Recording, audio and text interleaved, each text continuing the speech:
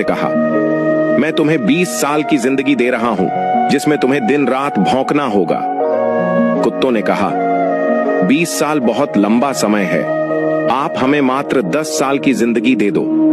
भगवान मान जाते हैं। फिर भगवान ने बंदरों से कहा, मैं तुम्हें 20 साल की जिंदगी दे रहा हूं जिसमें तुम्हें लोगों को हंसाना और कूद फांद करना होगा।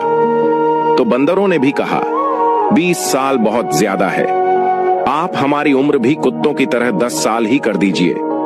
भगवान फिर से मान जाते हैं। फिर भगवान ने गाय से कहा, मैं तुम्हें 60 वर्षों का जीवन देता हूं जिसमें तुम्हें किसानों की मदद करनी है और खेती बाड़ी करनी है।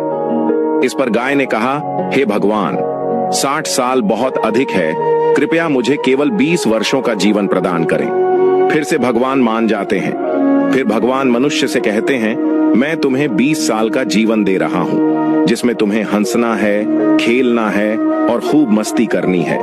इस पर मनुष्य ने कहा, सिर्फ 20 साल, आप ऐसा कीजिए, मेरे 20 साल के साथ कुत्ते के बचे हुए 10 साल, बंदर के 10 साल और गाय के छोड़े हुए 40 साल भी मुझे दे दीजिए।